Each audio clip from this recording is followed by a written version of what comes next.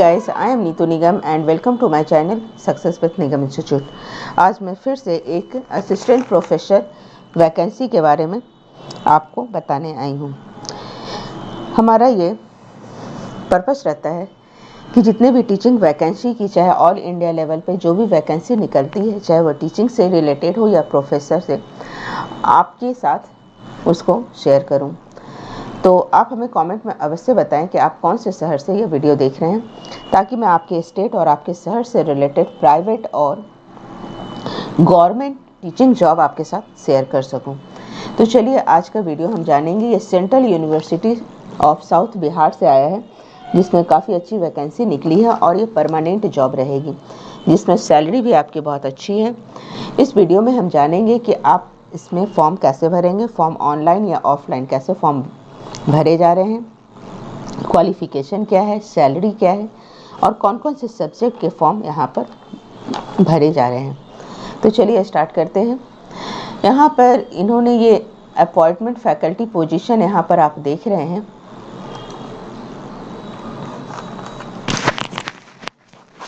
ये आपका डेट 15/12 को ये नोटिफिकेशन, ऑफिशियल नोटिफिकेशन इस यूनिवर्सिटी की तरफ से आई हुई है और ये ऑनलाइन एप्लीकेशन है। ऑनलाइन एप्लीकेशन के थ्रू इस फॉर्म को आप भर सकते हैं।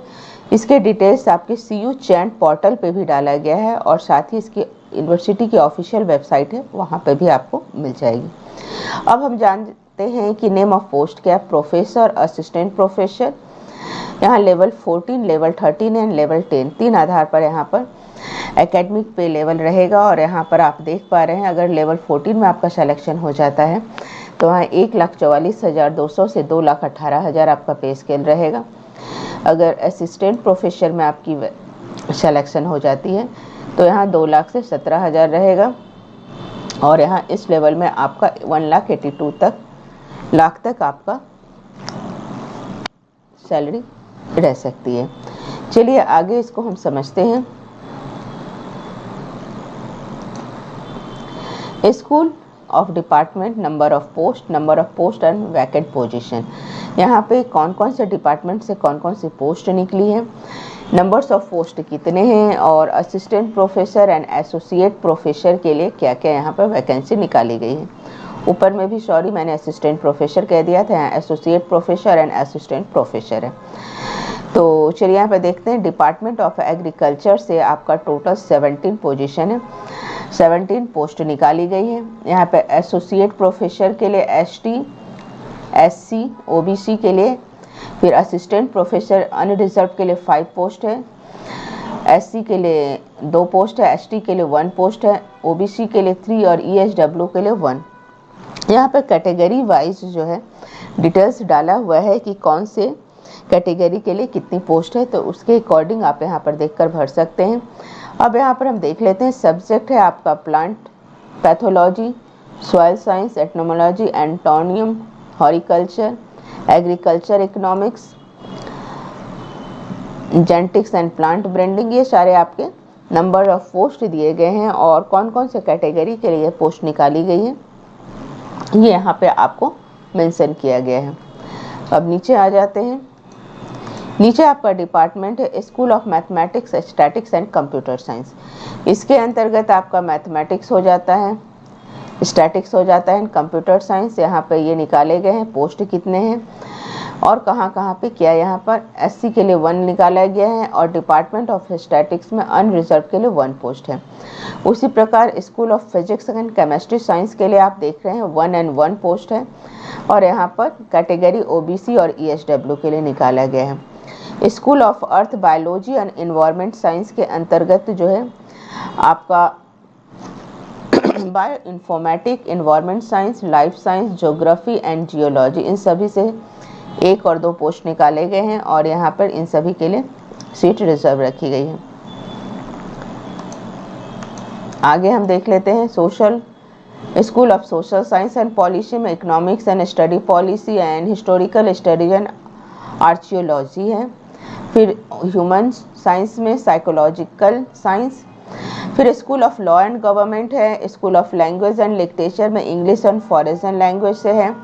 School of media arts and ठीक से है आपका मास कम्युनिकेशन एंड मीडिया में पोस्ट निकाली गई है। School of management, school of education, जैसे डिपार्टमेंट ऑफ टीचिंग एजुकेशन यानी बीएड वगैरह आपने किया हुआ है तो इससे 4 पोस्ट है। और यहाँ पर ये एसोसिएट प्रोफेसर और असिस्टेंट प्रोफेसर की वैकेंसी निकाली गई है।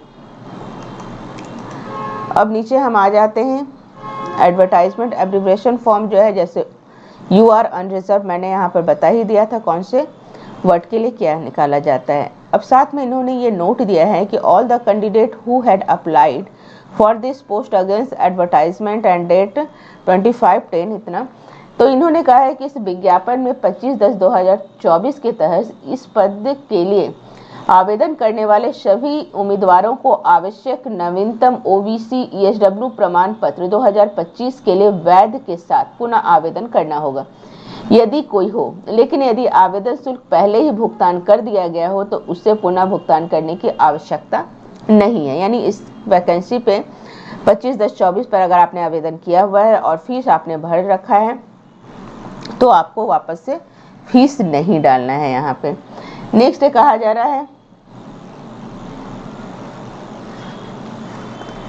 The post of line vacancy linkly continue competition period of line holder. However, if the person holding revert back, the selected candidate against this position will be relieved. And post of the both political science and law discipline.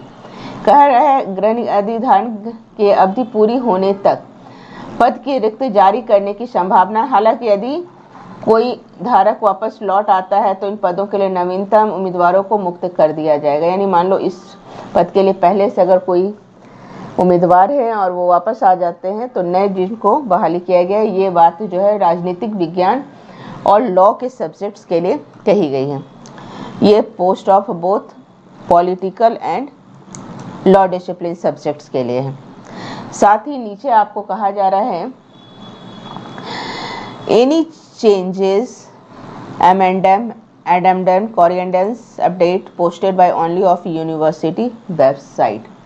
कहा जा रहा है विज्ञापन में इस विषय से संबंधित अगर लागू नियम निर्देशानुसार विनिमय के अनुसार यदि कोई भी संशोधन यूजीसी विनिमय 2018 और समय समय पर इसके संशोधन के अनुसार न्यूनतम योग्यता वेतन 7वें सीपी के अनुसार अगर कोई भी मिनिमम चेंज किया जाता है तो वो सारे चीज़ जो है आपको वेबसाइट पर ही मिलेंगे। कौन से? इसकी ऑफिशियल वेबसाइट है यहाँ पर, जैसे ये दिया गया है इस वेबसाइट पर ही आपको बताया जाएगा। जो भी चेंजेज है या संशोधन है वो सारे आपको इसके ऑफिशियल वेबसाइट पर ही पता चलेगी।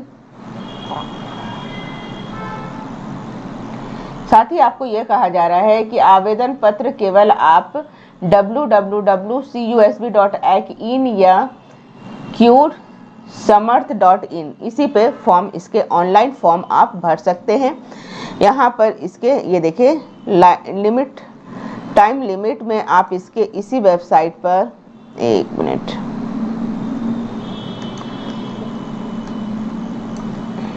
यहाँ पे क्या हो गया है,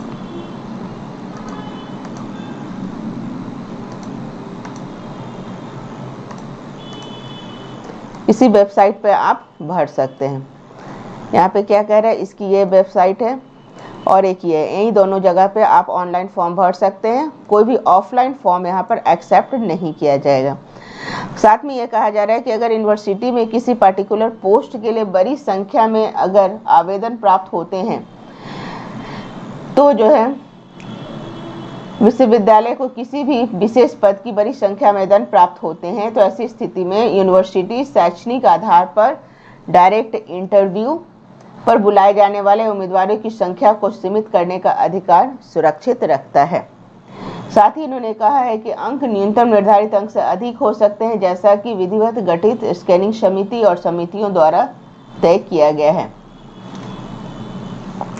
साथ ही यहाँ पे कहा जा रहा है कि एप्लीकेशन प्रोसेस में 2000 रुपये कैंडिडेट को लगेगा। फीस क्या लगेगी? 2000 रुपये for candidate UR OBC ESW category को लगेगी। इन कैटेगरी में फीस क्या लगेगी इस फॉर्म को भरने की? 2000 रुपये। साथ ही ये कहा जा रहा है कि ST SC PW and female, क्या कहा जा रहा है, SC ST PW BD and female candidate are except from the payment of fees, यानी इन लोगों से इस फॉर्म में कोई भी फीस नहीं ली जाएगी। साथ ही ऊपर में ये कहा जा रहा है कि अगर UR OBC और ESW को 2000 फीस लगेगी और किसी भी कंडीशन में फ़ी आपका एक बार पेड हो गया तो रिफंड नहीं होगा किसी भी कंडीशन में। चलिए आगे समझते हैं क्या कहा जा रहा है। स्टार्टिंग डेट जो है इसकी 16 दिसंबर से इसकी ऑनलाइन फॉर्म डेट स्टार्ट हो चुकी है और लास्ट डेट जो है इसकी 15 जनवरी 2026 तक 6 PM तक रहेगी। साथ ही इसकी क्वालिफिकेशन की बात है तो क्वालिफिकेशन जो जनरल यूनिवर्सिटी में जो रहती है वही क्वालिफिकेशन यहाँ पे भी रहेगा, यानी कि आप यहाँ पर, चलिए आगे देख लेते हैं क्वालिफिकेशन।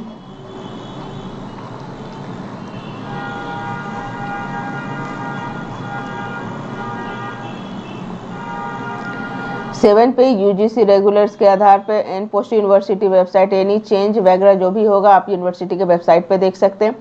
मिनिमम क्वालिफिकेशन जो है यहाँ पे रेगुलेशन जो यूनिवर्सिटी की असिस्टेंट प्रोफेसर की जो रहती है जनरल, यहाँ पे कहा जा रहा है कि आपका मिनिमम PG डिग्री जरूर होना चाहिए, PG पास आउट होना चाहिए। साथ ही आपको जनरल कैटेगरी में है तो 55% से पास होना चाहिए और अदर कैटेगरी के लिए 50% रहती है। साथ ही आपका नेट क्वालिफाई होना चाहिए या नेट नहीं है तो सेट क्वालिफाई होना चाहिए, सेट नहीं है तो एटलीस्ट PhD आपका क्वालिफाई होना चाहिए। तो आप यहाँ पे फॉर्म भर सकते हैं, अप्लाई कर सकते हैं और ऑनलाइन अप्लाई ही किया जाएगा, यहाँ पे ऑफलाइन एक्सेप्टेड नहीं है। तो आप साथ में नेट या PhD भी आपका रहेगा या सिंगल नेट या सेट रहे या सिर्फ PhD रहे तो भी आप यहाँ पे अप्लाई कर सकते हैं।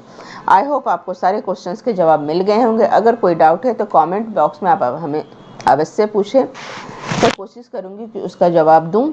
साथ ही यहाँ पर एज के बारे में कुछ नहीं बताया गया है तो कोई भी इस फॉर्म को भर सकता है। तो आज के लिए इतना ही और प्लीज़ हमें कमेंट में अवश्य लिखकर बताएं कि आप ये वीडियो कहाँ से देख रहे हैं, कौन से शहर से देख रहे हैं। तो मेरी कोशिश रहेगी प्राइवेट जॉब भी उस एरिया के, उस शहर के आपके साथ में शेयर करूं। Thank you.